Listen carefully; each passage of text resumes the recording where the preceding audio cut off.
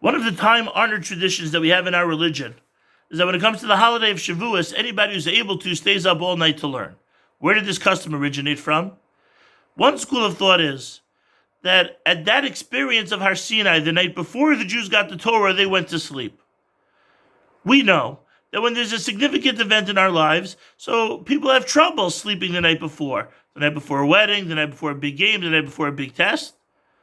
So it could be that they're going to sleep that night reflects a little bit that they didn't value and appreciate Torah as much as they could have. So in order to earn a forgiveness for their lack of appreciation of Torah, we stay up all night. If they did something wrong, even if that's true, that's what happened, what does that have to do with us? How do we earn a forgiveness for something that they did wrong?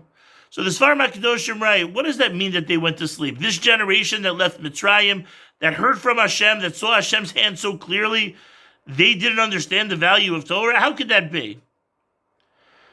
So to explain, because Torah was going to be all our responsibilities, in order for us living in 5781, 2021, to really be responsible for keeping the Torah, we had to be there at the moment that the Torah was given in order to take responsibility for it.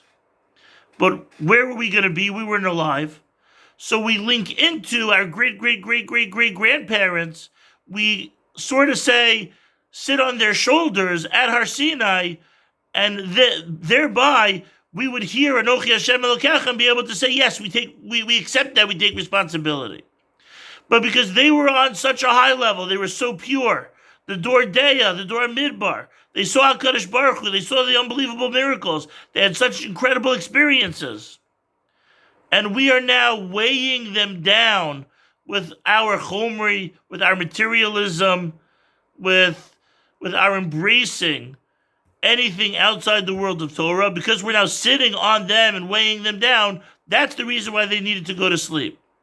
And because we were responsible for them to fall asleep, that's why we're responsible to stay awake all night in order to earn the correction for that falling asleep.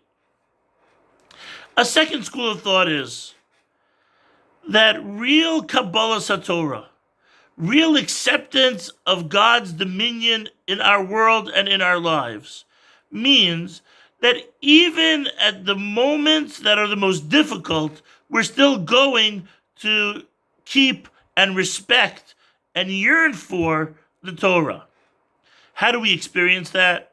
So if we stay up all night, specifically at the moment that's the hardest, the latest point of the night, right before we daven Shachris, if at that point we're ready to say Naaseh v'nishma, so then that's a real acceptance, a real appreciation of Torah.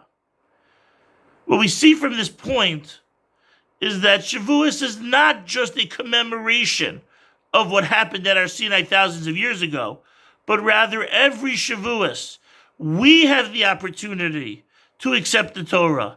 Hashem is coming down to us and saying to us, do you want the Torah? And our response is going to determine how significant we value, how much we prioritize Torah. If Hashem is asking us at the latest point of the night, when we want to fall asleep, when we don't want to learn anymore, but we push forward anyway, and we say, no, I'm going to sacrifice. Even when it hurts, I'm going to learn. So then that shows a real commitment. That shows a real statement of Naaseh v'nishma. Naaseh v'nishma is not only something that our ancestors said. Naaseh v'nishma is something that we need to say, not just verbally, but also show that through the act of commitment. And when we stay up all night, so that sets us up to be able to say Naaseh v'nishma with total dedication and total commitment.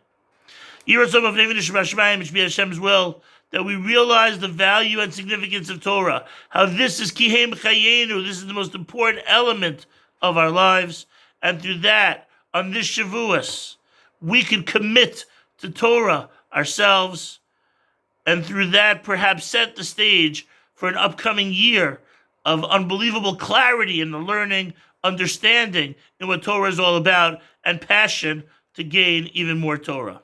Have a great Yom Tov.